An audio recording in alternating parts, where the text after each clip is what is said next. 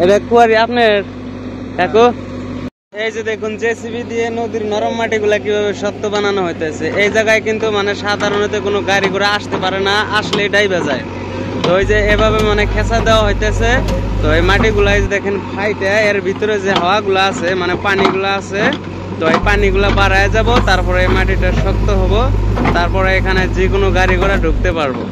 দেখেন কি কৌশলে নরম মাটি শক্ত করা হয় জেসিবির দ্বারায়।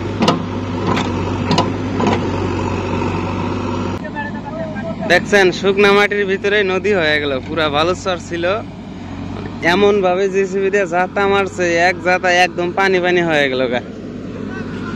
এই যে এই জায়গাতে মানে রাস্তা হবো, এই যে আপনার ধরেন ওই যে এলএনটিটা যে আছে ওই অব্দি রাস্তা আছে, ডাম্পারটা যে দাঁড়ায় আছে ওইখানে, তো এই ডাম্পারটার এই অব্দি রাস্তা আছে। তো এইখান থেকে এই যে এখান দিয়ে আইসা তার মানে এইখানে রাস্তাটা তৈরি হইতেছে, কারণ এই যে এখানে নাওয়ের বালু খালি করে এই জায়গায় নাও থেকে, তো তার জন্যই মানে এখানে গাড়ি আসার জন্য রাস্তা বানানো হইতেছে। এইভাবে যদি রাস্তাটা না বানায় তাহলে এখানে যে কোনো গাড়ি আসলেই ডাইবা যাবে। যে গাড়ি আসবে একদম মনে করেন ওটা একদম পুরা কি বলে একদম তলের আসমান পাওয়া যাবে আর কি।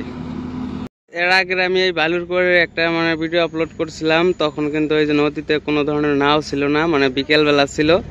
তো বিকেল বেলা করে মানে কোনো ধরনের নাও থাকে না, নাওগুলা আপনার সকাল 7টা থেকে প্রায় 11টা 12টা অবধি কাজ করে। এই দেখেন এই যে নাও দিয়ে এইভাবে বালু তোলা হইতেছে, এই যে এখানে দেখুন মানে এই যে এইভাবে বালতি করে বালি তোলা হয়।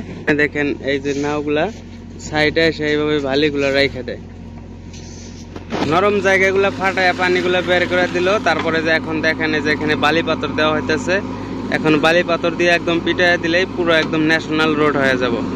তারপরে 10 চাক্কা 12 চাক্কা মানে যত বড় বড় ডাম্পার গুলা আছে, এই ডাম্পার গুলা তারপরে যদি এই জায়গা দিয়ে আপ ডাউন করে তারপরে আর মানে গাড়িগুলা ডাইবে যাব না।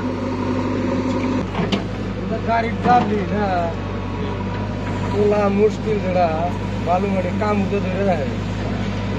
একবার আটকে যায় আটার মতো 70 মিনিট থেকে ওটা দেওয়া করে তো ডাব ছিল কালকে।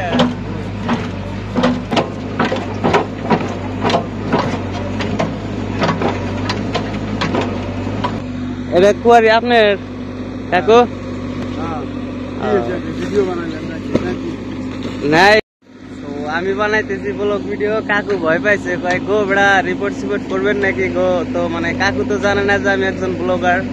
তো যাই হোক ভয় পাওয়ারই কথা, কারণ এলে হলো একটা 2 নম্বরই ধরা চলে আর কি, 2 নম্বরই বিজনেস ধরা চলে। সো ভয় পাওয়াটা সাধারণ। সো আজকের মতো এই পর্যন্তই, দেখা হবে কোনো পরবর্তী ব্লগে। আসসালামু আলাইকুম, খুদা হাফেজ।